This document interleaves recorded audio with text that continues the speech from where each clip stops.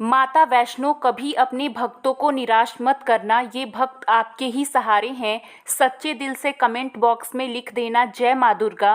दोस्तों, नवरात्रि का पावन पर्व शुरू हो चुका है और हमारे हिंदू धर्म में नवरात्रि को बहुत ही धूमधाम से मनाते हैं, मिलजुल कर प्यार के साथ मनाते हैं। यहाँ तक कि विदेशों में नवरात्रि का पर्व बड़े हर्ष और उल्लास के साथ मनाया जाता है। खूबसूरती के साथ माता की चौकी सजाई जाती है और सजाया भी क्यों ना जाए, क्योंकि माता रानी तो जगत माँ है और माँ तो माँ होती हैं। दोस्तों, नवरात्रि में पूजा पाठ ये बहुत ही नियम पूर्वक किए जाते हैं और ऐसी मान्यता है कि नवरात्रि के दौरान कुछ लोग माता रानी के लिए पूजा पाठ करते हैं, व्रत करते हैं। उनके लिए जो भी उपवास रखते हैं तो सभी प्रकार की मनोकामना की पूर्ति होती है, क्योंकि 9 दिनों तक माता रानी इस पृथ्वी पर आ जाती हैं और अपने भक्तों की सभी प्रकार की मुरादों को पूरा करती हैं। दिल में छुपी जो भी इच्छाएं हैं वह पूर्ण करती हैं। जो 9 दिन है, माता रानी के 9 स्वरूप की विशेषकर पूजा अर्चना करने का दिन होता है। तो नवरात्रि में घर ले आना यह एक चीज़, गरीबी भूल जाएगी आपके घर का रास्ता। जी हाँ दोस्तों, नवरात्रि में कुछ ऐसी चीज़ हैं जिन्हें घर में ला करके रखने से माता रानी बहुत प्रसन्न होती हैं और अपने भक्तों को सभी प्रकार की जो मुरादें हैं, मनोकामना है, उसे पूर्ण करती हैं। वीडियो को ध्यान से देखना। आज की जो वीडियो का विषय है बहुत ही सुंदर है। अगर आज की वीडियो आपने मिस कर दी तो आप गरीब के गरीब ही रहेंगे। कहने का मतलब है कि धन संपदा प्राप्त करने का नवरात्रि में ज़बरदस्त पावरफुल चीज़ बताने वाली हूँ और ज़रूरी नहीं है कि नवरात्रि के प्रथम दिन यह खरीद करके लाएं।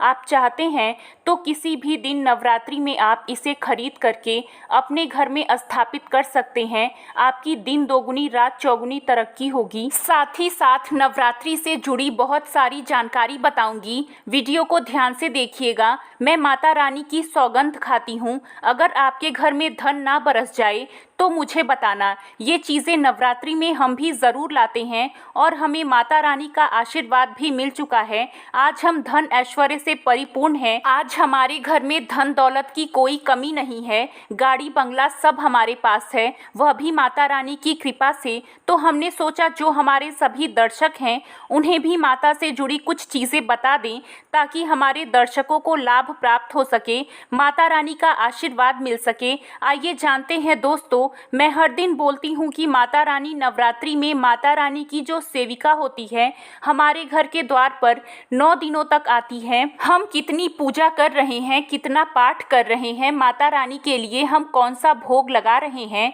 माता रानी को प्रसन्न करने के लिए, हम अपने घर में कौन सी वस्तु खरीद करके लाए हैं, ये सभी जानकारी माता रानी को उनकी सेविका देती हैं। जी हाँ, आपने देखा होगा गाँव में जब अगर ग्रामीण इलाकों से होंगे या फिर शहर में रहते होंगे, जो मुख्य मंदिर होता है माता रानी का, या फिर ग्रामीण इलाकों में रहते हैं, तो सभी लोग आपस में सामाजिक स्तर पर माता रानी की एक प्रकार से मूर्ति की स्थापना करते हैं। तो जो मुख्य स्थान है वहाँ सभी सेविका माता रानी की गांव में घूमती हैं, शहरों में घूमती हैं और कौन कितना पूजा कर रहा है, कौन कितना पाठ कर रहा है, कौन कितनी भक्ति कर रहा है, उसके अनुसार माता रानी को जा करके उनके सभी कर्मों को बताती हैं। फिर माता रानी जाने से पूर्व हमारे कर्मों को, हमारी भक्ति को देखते हुए हमें आशीर्वाद प्रदान करती हैं, हमें ज्ञान प्रदान करती हैं। इसलिए 9 दिन नवरात्रि के समय में सोना नहीं चाहिए। नवरात्रि के दिनों में हमें भूल कर भी शराब का सेवन नहीं करना चाहिए।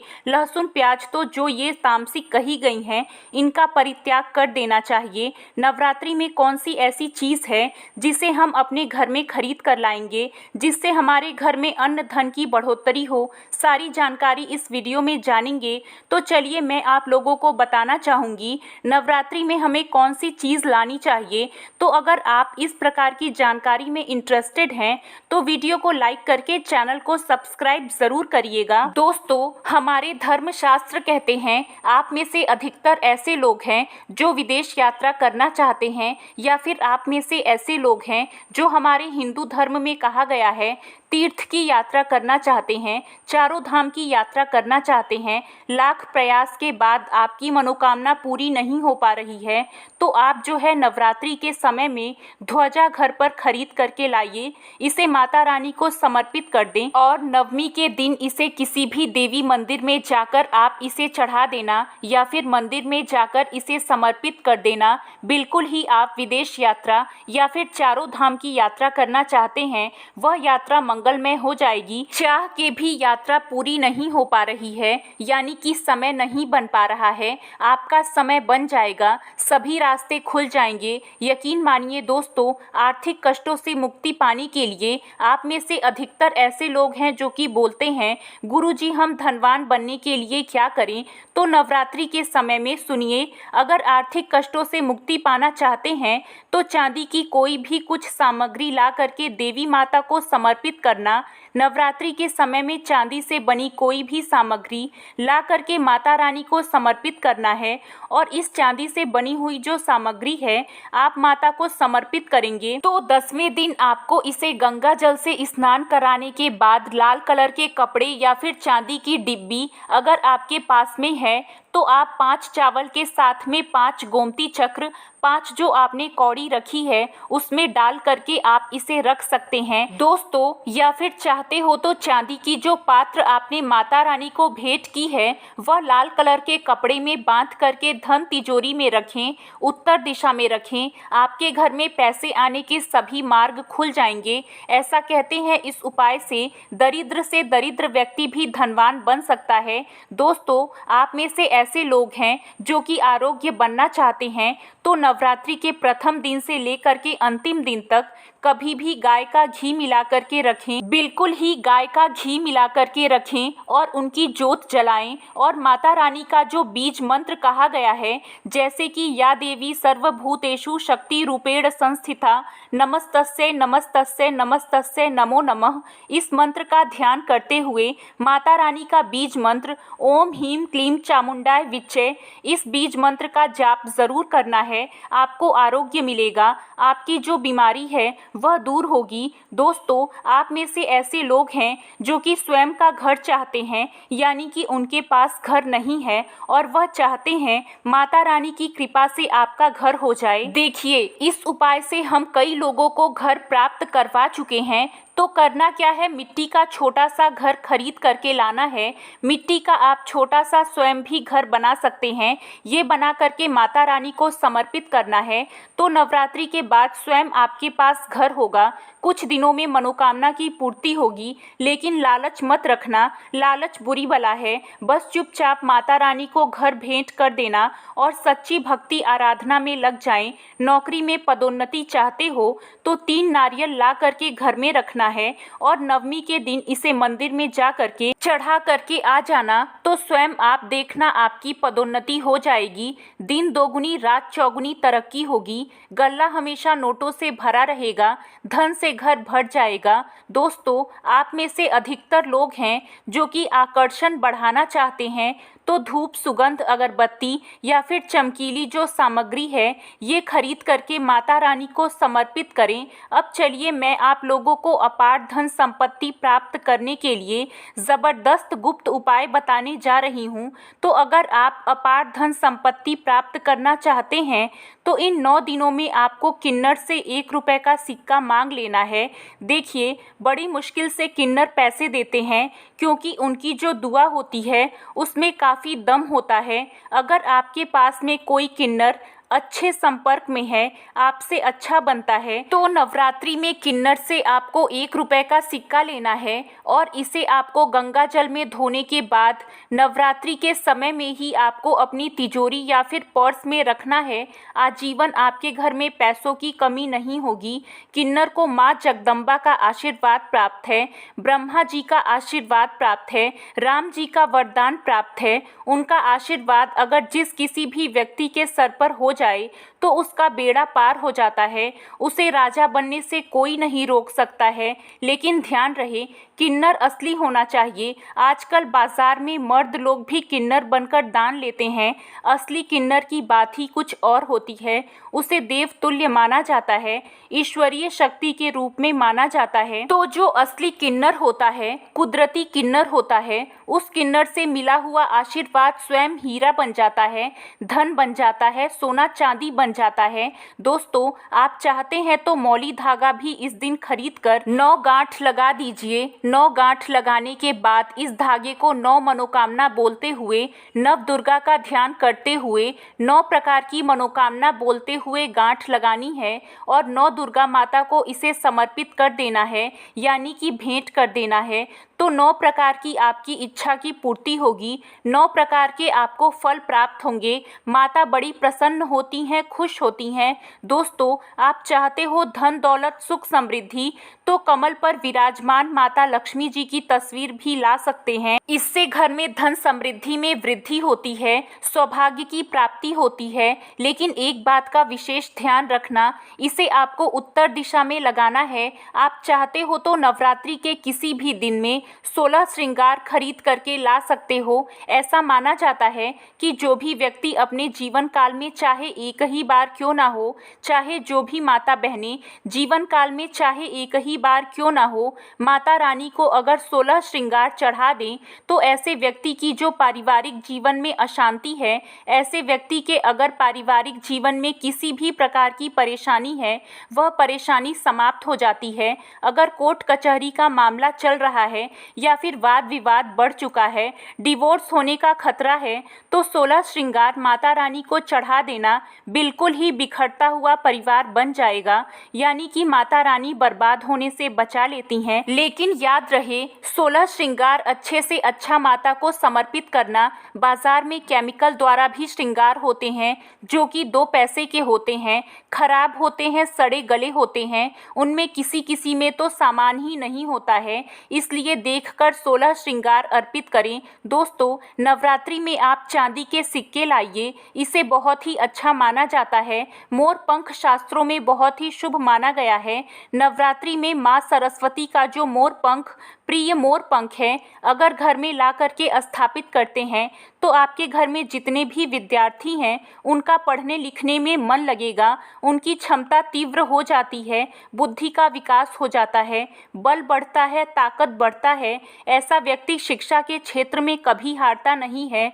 मोर पंख ला करके घर में स्थापित करके रखने से ये घर से नकारात्मक ऊर्जा को भगाने का काम करता है, घर में एक प्रकार का सकारात्मक वातावरण कर देता है, घर में नकारात्मक शक्ति को सोख लेता है, अपने अंदर में समाहित कर लेता है और आपके घर में लगा वास्तु भी है उसे भी भगाने का काम करता है। दोस्तों, आप कुछ करें या ना करें, लेकिन नवरात्रि के समय में केले का पौधा अपने घर में ज़रूर लगाना। नवरात्रि में अगर कोई भी व्यक्ति अपने घर में केले का पौधा लगाता है, आंगन में लगाता है, पूजा करने के बाद अगर रोज़ इसमें जल चढ़ाते हैं, तो ऐसा माना गया है ऐसे व्यक्ति को धनवान बनने से, गुणवान बनने से दुनिया की कोई भी शक्ति नहीं रोक पाती है, क्योंकि केले के वृक्ष में स्वयं माता लक्ष्मी और नारायण जी बसते हैं। और नवरात्रि में अगर केले का वृक्ष घर में लगाया जाए तो घर में खुशहाली आती है, तरक्की बढ़ती है, सरकारी नौकरी प्राप्त होती है।